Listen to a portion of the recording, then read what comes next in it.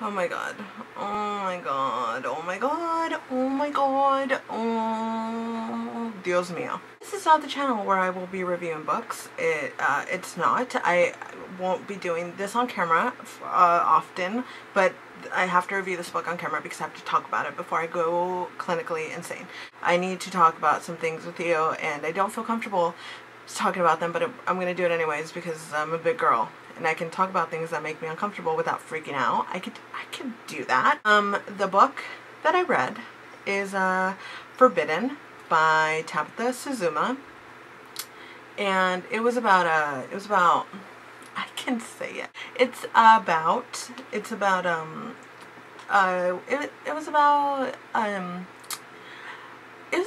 was about a family, a broken family, but a family nonetheless, and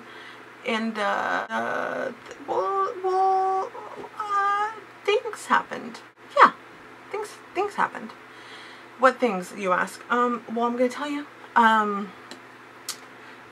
Some things happened, like, I mean, something, so, okay, incest. A brother, 18, or 17 when it begins, and a sister, 16, fall in love with each other. I'm open-minded.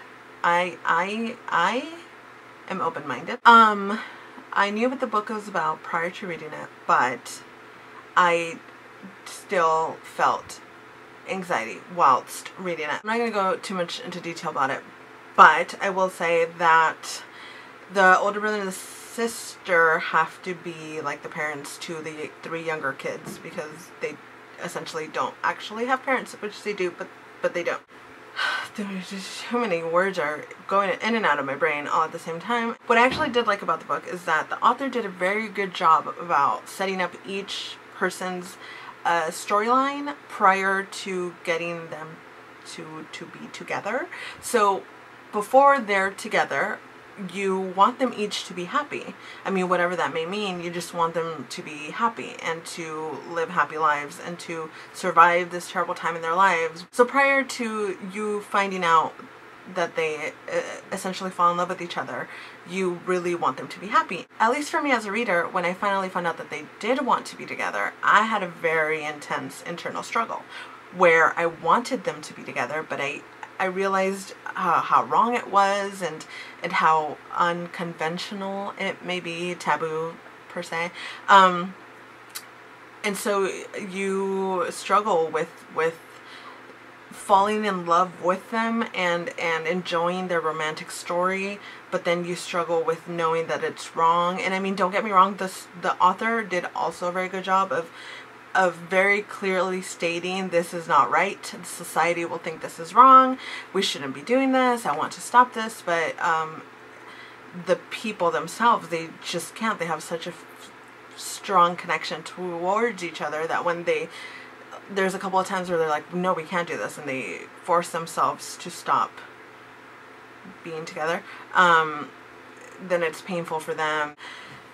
It was painful for them and it was painful for me. If you haven't read this book, if you're going to read this book, if you just haven't gotten around to it yet, stop watching because I cannot talk about the book without giving it all away. So then there comes the point where they decide, you know what, screw what people think, we're going to be together and we'll make it work no matter how it happens, we're going to make it work and let's do it.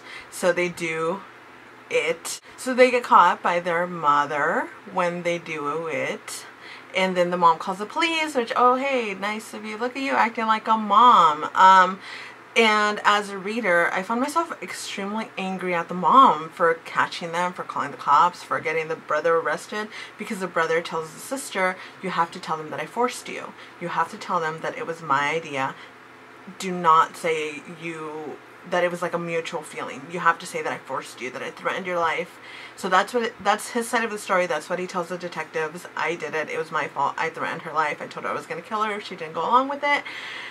And they tell him, well, that that's interesting, but you scared your sister so bad that now she's saying that it was a mutual relationship and it was consensual. So he realizes she's not going along with the story because I'm in here. In order for her to go along with the story, I cannot be in here. So while you're reading the story, I know I'm going through the story really quickly, but I just need to get it out of my brain. And my memory card's about to die, so that's two things against me. So he's like, I need to not be in here. And then the way that the book is written, you think he's escaping jail, which as a reader, I was like, he can't escape jail. He's not going to do it. It's not going to happen. What am I reading? This book just, for a second, I was kind of over the book. Because I was like, if they're going to have him escape prison, that's not even a possibility. He can't escape it. So anyways, that's what you think you're reading when you're reading it. I won't say how, but he doesn't escape prison, but he does, or jail, but he does, he kills himself. And I'm smiling because I'm so sad that I'm hiding it with a smile. I did cry. Tears were shed for Loken. It was very sad, and he dies, and he essentially killed himself to protect his sister. So he dies, and then from her point of view, she goes to the funeral. She's falling apart, which is also very, very, very sad. And the youngest sister, she's 5, I think, she's falling apart, and it's very, very, very sad. And I cried and I cried and I cried. And so the way the book is ending, you feel she makes a decision. She makes it very clear to the reader that she will be killing herself. If she's going to end her life, she cannot keep going without him. And you're breaking inside because you don't want her to die as well, but you understand a love that cannot be fulfilled, and you can't be with that person, and it's painful, and feelings. So you think she's gonna kill herself, but by the end of the story, it turns out she doesn't, and she's going to try to survive. And she doesn't make any promises, but she's going to try to survive for Loken because she knows that that's what Loken would want her to do. I loved the book. I loved it. It was painful. It caused me physical anxiety. True story. Nausea. Clammy hands, pacing back and forth. I felt like I was going to pass out at one point. But it was very well written, and I loved it. You should read it. Even if I just gave it all away, you should still read it because it was so well written, and it was so, as a reader, it made you just feel things and think about the way you look at things. Like, incest is wrong, but is it wrong because of what society tells you, or is it actually wrong? So it makes you just think about all these things that you just never think about because they're never a possibility. But read it. Read the book. Kudos, Tabitha. Kudos. If you want to read a concise review, I mean as concise as I can get, I will be posting a review on my personal blog. If you want to read it, it's going to be down, the link is down there somewhere. And I promise to try to blabber less. I'm much better when I write than when I speak. Anyway, tell me, have you read it? What did you think? Yeah, tell me your opinion. Tell me, are you going to read it now that I've talked about it? Recommend books for me to read. I'm trying to read 80 books in a year, so do the thing in the comments, put it there on the thing. Thanks for watching, and if you are new to the channel, you happen to accidentally stumble upon this video, then thank you for sticking around, and subscribe, or don't. I mean, do whatever your heart desires. I can't tell you what to do. I mean, I'm not the boss of you. So yes, I love you a long time. Go and be amazing. I will see you next time. I'm gonna go scream into a pillow because I'm still freaking out about the story and I can't believe I read it. Okay.